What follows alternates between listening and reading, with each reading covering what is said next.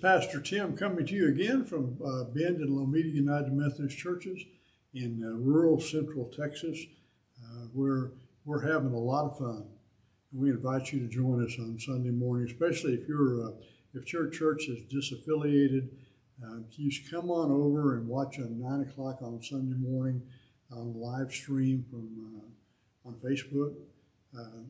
Be sure to just type in Bend United Methodist Church, Bend, Texas. I think it'll get you there. It's also available during the week. We post it later on Facebook and YouTube. But we're talking about stories of the Bible, some of the things that are important in the background, not only to the Jewish faith, but also to our faith. We're talking about Joseph and how that ended up with the Hebrew people in Egypt. And now we come to Moses, how to get out of Egypt. Things did not go well for the Hebrews. They moved in, the family of 12 brothers moved into Egypt, and the families grew and prospered, especially when Joseph was still alive. But there came a new Pharaoh, and the people did not trust these foreigners, as is often the case. We don't trust people who are different than us. Oftentimes it doesn't have anything to do with them, or has more to do with us. But they made it harder and harder for the Hebrews to work, and ended up basically in slavery. They decided that what they were going to do was to keep these fast-growing Hebrews population down. They were going to slaughter the male babies.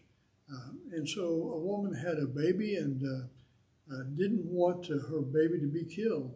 And she knew that as the baby got older, it'd be harder and harder to keep it quiet. So she just came up with a marvelous scheme. She knew that the princess of Egypt bathed at a certain time with her helpers, and they came down to the Nile. And so she decided to weave a basket and put her baby in the basket and let the water carry the baby past the Egyptian princess, banking on the fact that she would be sympathetic and that she would be compassionate to this baby. And she did indeed pick up that baby and begin to raise it as her own. It was a Hebrew baby, but they raised it in the courts of the Pharaoh. So it was in luxury and saved from all kinds of persecution that the Hebrews had. Then she decided she needed someone to nurse that baby. And so somebody told her about this Hebrew woman who could do that, and that was actually Moses' mother. And so she was able to come into the palace of Pharaoh and to raise her own son. I have a hunch that she told him who he was and where he came from, and probably taught him the traditions of the Jewish people so that he would keep the holidays and know the scriptures. Well, we don't know that. We just assume that because the mother would be one who would raise him and teach him, and had spent a lot of time with him alone. As he grew up, he had a very strong sense of justice. He also had a very hot temper, and sometimes would do things that would get him in trouble. And so he saw a Hebrew being beaten up or being persecuted by an Egyptian.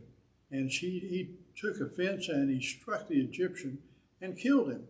And he decided then he needed to hide the body, and he took that into the wilderness to hide the body. But he knew that the Hebrew slave knew, but he thought that he would keep it secret. And so he was then around that Hebrew later on, and he got angry with them, and he said, "Oh, you're going to kill us like you did the Egyptian." And he knew that the jig was up, that he was going to be betrayed.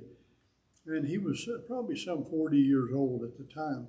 And so he knew he needed to flee. And so he left. and went into the wilderness, where he met his wife to be, whose father was a priest.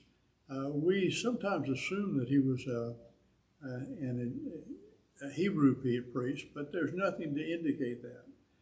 More than likely, he was a priest of some other pagan religion of the time. But he was married and he became a shepherd.